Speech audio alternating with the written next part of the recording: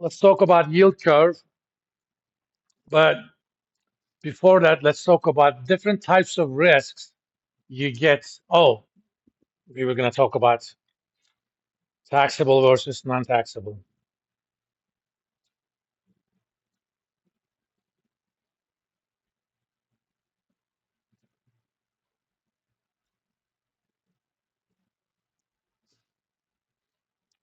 Now, U.S. Treasuries of any kind, except for maybe savings bond, I'm not sure, uh, are subject to federal income tax,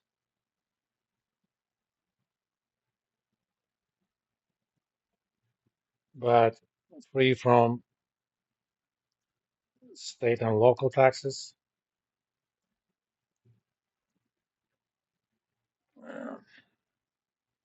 Depending upon where you are, that doesn't matter anyway. If you're a resident of Florida, Tennessee, Texas, something like that, there is no state income tax anyways. But so-called uh, municipal bonds,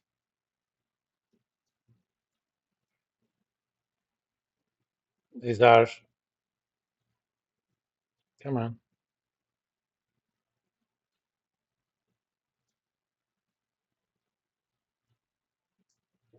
bonds issued by state and local authorities.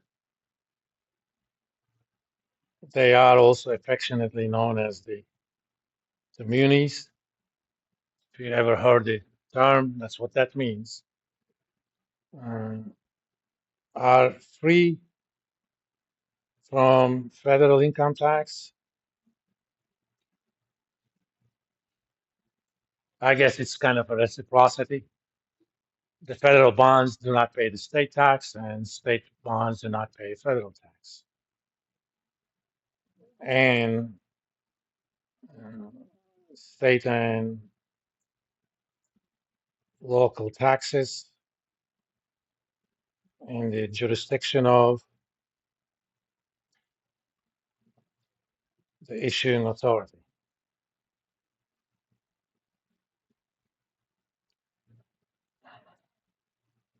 That's a mouthful. That simply means if Kentucky state of Kentucky, I'm sorry, there is no state of Kentucky, Commonwealth of Kentucky issues a bond.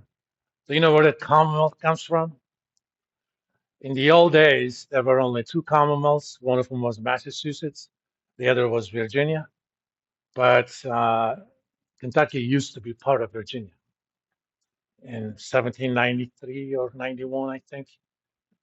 They got separated from Virginia, and West Virginia was also part of Virginia, which seceded from Virginia when the Civil War started.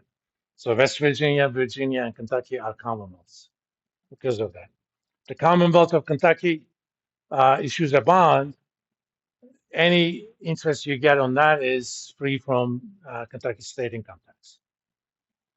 But sometimes there are agreements between states. For example, Michigan and Kentucky has a double taxation treaty agreement. If a resident of Michigan buys a bond issued by Kentucky, they don't pay state income tax on that either. Similarly, if you buy a bond issued by the state of Michigan, we don't pay any income tax on the interest on that either. But it varies from state to state. Of course, if you buy Florida, one, there is no agreement between Florida and Kentucky. Since Florida does not have a state income tax, you would pay taxes on Florida state bonds. That's why normally people from Kentucky would not and should not buy Florida bonds. It's not just the state. If the city of Lexington issues a bond, same thing. In fact, even EKU issues bonds whenever they have to make a big capital expenditure, because state does not pay for that in one shot. They issue a bond, they finance the expenses with that, then they pay the bond back. and they cover that with the state help over the years. If you buy a bond of state of Eastern Kentucky University, that is also free from Kentucky state income tax and obviously federal tax. That means,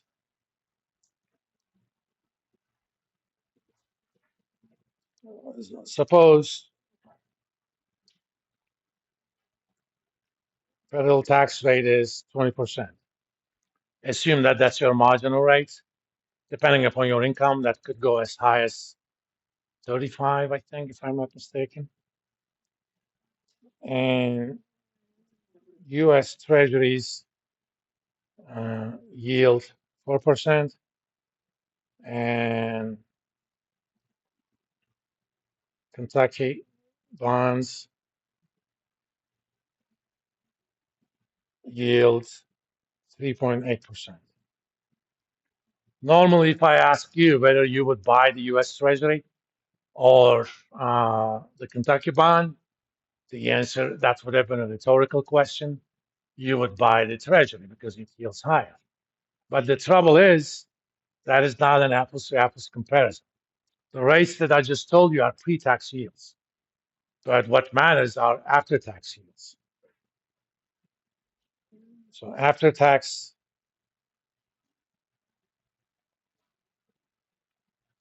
yield of U.S. Treasury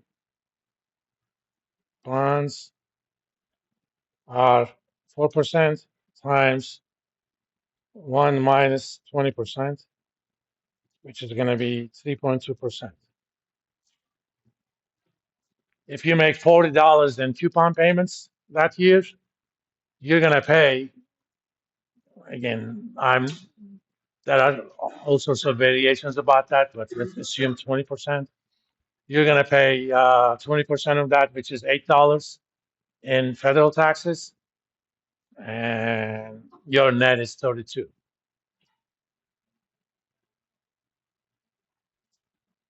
But Kentucky state bond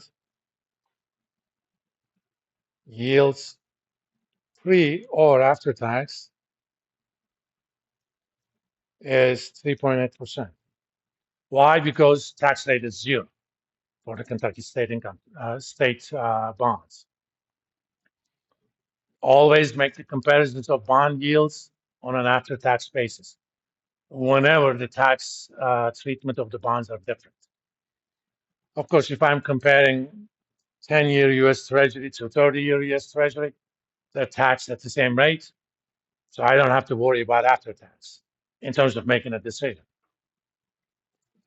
Of course, there are reasons, and this is kind of a good segue. There are reasons why I may still prefer the U.S. Treasury bonds over the Kentucky state, despite that yield differential. Can you think of a reason that may lead me to prefer the U.S. Treasuries? But there are at least two reasons that could make U.S. Treasuries more favorable, despite lower after-tax yields.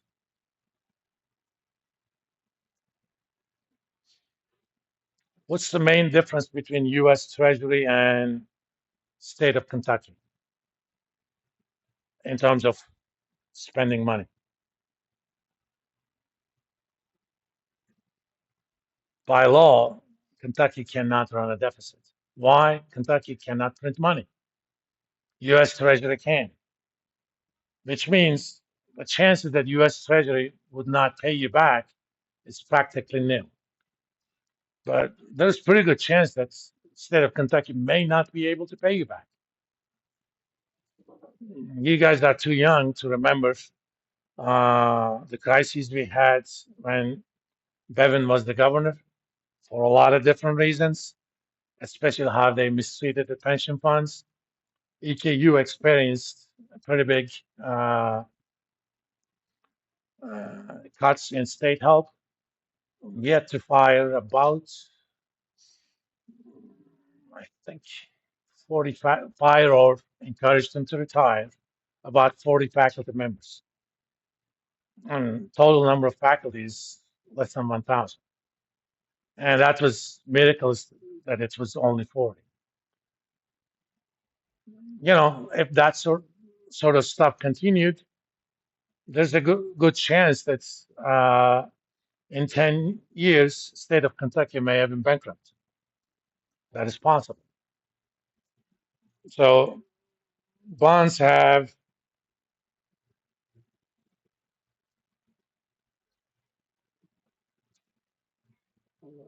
default risk.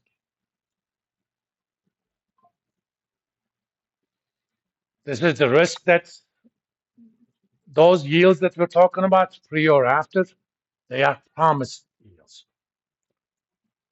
I promise you to pay you $38 every year as state of Kentucky. As long as I keep that promise, nothing's wrong. But there's some chance, not very high, but some chance that state of Kentucky may not be able to keep that promise. So there's default risk. There's also another risk. So that would be one factor that would make, despite that yield differential, Kentucky state bonds a little bit less desired. Bonds also have what we call liquidity risk.